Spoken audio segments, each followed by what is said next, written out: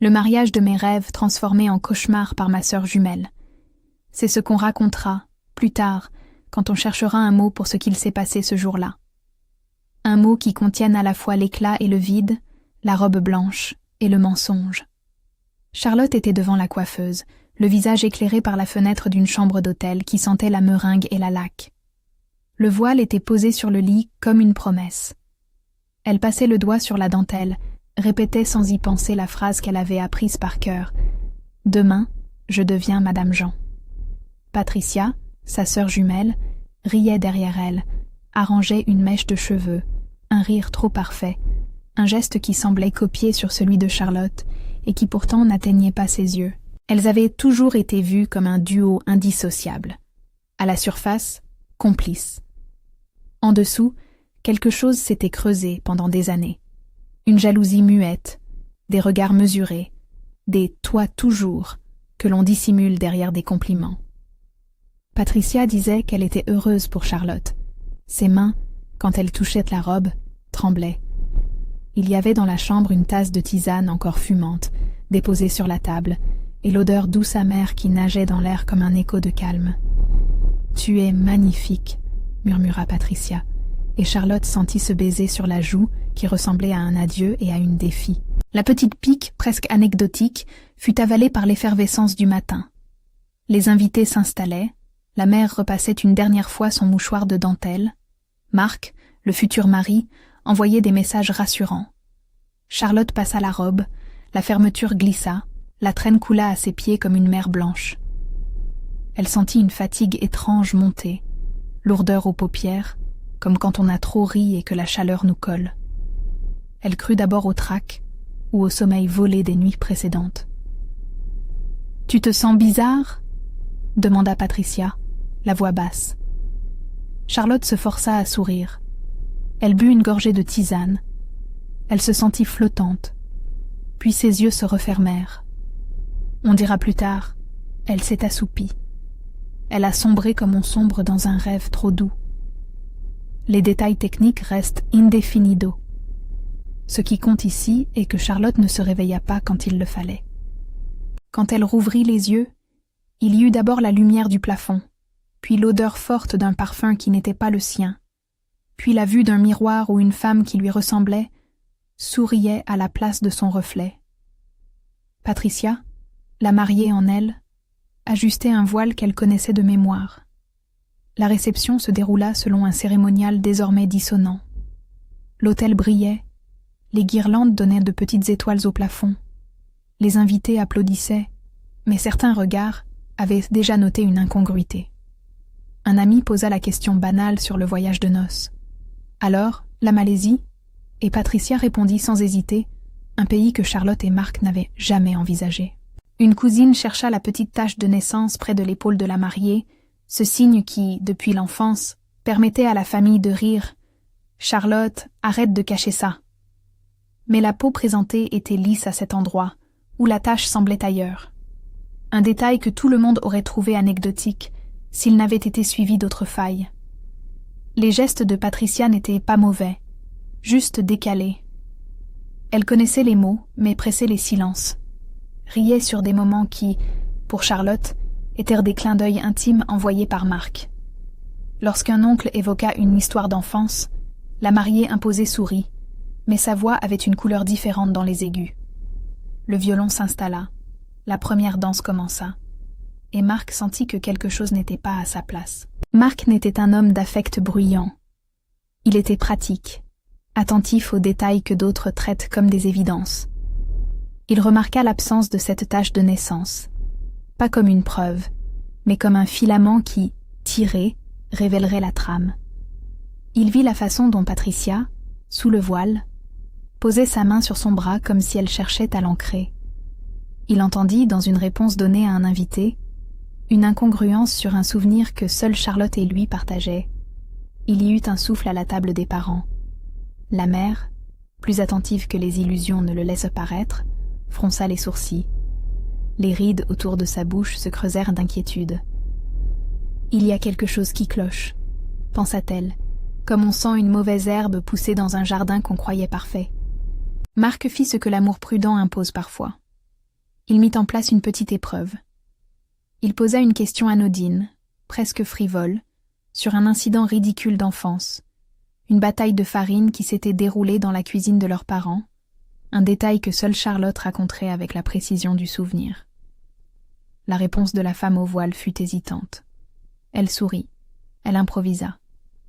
La réaction de Marc fut minuscule, mais suffisante pour envoyer un signal. Entre les plats, il y eut des micro-gestes. Un téléphone placé discrètement sur la table en saillie, un regard échangé avec la mère, un bégaiement dans la voix de Patricia qu'on n'entendait pas si l'on n'était pas proche. Marc eut le pressentiment que la cérémonie rêvée était devenue une scène jouée. Il contacta la mère en parlant à voix basse. Ensemble, ils échangèrent un plan improvisé, indéfinido. Si l'idée venait de Marc seul, ou si Charlotte avait été informée avant et que la neutralisation faisait partie d'un piège plus vaste. La transcription ne donne pas toutes les clés. Ce qui est certain, c'est que quelque chose de calculé prit forme. La confrontation fut préparée comme on prépare une pièce. Lumière, question, relais. Marc demanda à Patricia en public, avec une voix qui ne trahissait rien. « Chérie, tu te souviens de la cachette où on mettait les lettres quand on avait peur ?» C'était une mémoire partagée, un talisman. La réponse fut hésitante, puis fausse. La salle sentit l'oscillation, la musique s'éclipsa, et le silence étira son cou. C'est dans ce silence que la vérité a commencé à s'échapper. Peut-être par nervosité, peut-être par un irrépressible besoin d'être vue, Patricia balbutia. D'abord des mensonges, puis des bribes qui devinrent des aveux. La robe qu'elle n'avait pas portée depuis son enfance, la clé qu'elle avait eue entre les mains, l'endroit où, elle le dit avec une voix qui se cassait, elle avait mis Charlotte à l'écart. Elle avoua, la poitrine serrée, qu'elle avait voulu être aimée sous les projecteurs pour une fois, qu'elle avait voulu sentir sur sa peau l'admiration que Charlotte recevait naturellement. Les mots prirent la forme d'une justification et d'une implosion. La salle se figea. Il y eut des chuchotements comme la mère qui se retire. La mère se leva, son visage une île de douleur, et posa une main sur l'épaule de la femme qui n'était plus seulement sa fille, mais aussi la source de la rupture. « Pourquoi ?» demanda-t-elle sans acrimonie, seulement pour comprendre comment une petite fille avait fabriqué un tel râteau pour moissonner l'amour. Patricia parla alors davantage d'elle que d'un acte précis. Elle raconta la chaleur envahissante d'une enfance partagée, l'impression d'être toujours la seconde, la joue effleurée d'un baiser où le premier rôle revenait à l'autre. Elle parla de nuit à regarder la fenêtre et à rêver d'une place qui serait enfin à elle.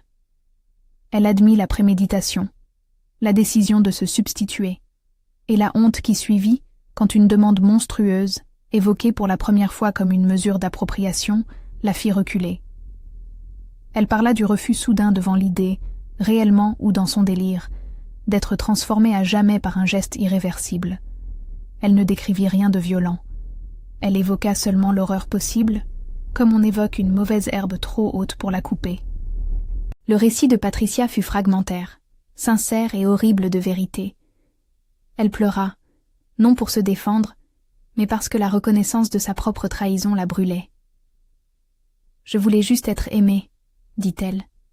3 mots qui firent tomber des nappes d'incompréhension sur toute la salle. Marc, qui avait cru comprendre, sentit son monde vaciller. Charlotte, retrouvée dans un couloir à demi assoupi, prit conscience lentement de l'ampleur du crime intime. Son rêve étalé en morceaux sur le tapis de la réception. La manière dont Charlotte fut retrouvée fut racontée ensuite comme une vérité à demi claire. La mère avait suivi une intuition, où Marc avait indiqué un indice. On la trouva, pâle mais entière, sous une couverture, réveillée par le bruit, la lumière, ou peut-être par la conscience d'un cauchemar dans lequel elle n'était plus étrangère. Son premier regard, quand il tomba sur Patricia, fut un mélange de trahison et d'étonnement. Pas de colère d'abord, seulement une question simple, venue des profondeurs d'une attente brisée. Pourquoi ? Les invités, qui avaient ri quelques heures plus tôt, étaient maintenant des témoins de la chute. Certains pleuraient, d'autres restaient figés. Il y eut des accusations chuchotées, des mots durs, des mains qui cherchaient à apaiser et des cœurs qui se refermaient. La famille, fragile comme un vase tombé, commença sa recomposition en lambeaux. La confession de Patricia changea le paysage moral du mariage en un instant. Les motivations étaient humaines. Jalousie, désir d'exister, besoin d'amour. Elles n'excusaient pas l'acte. Elles exposaient sa misère.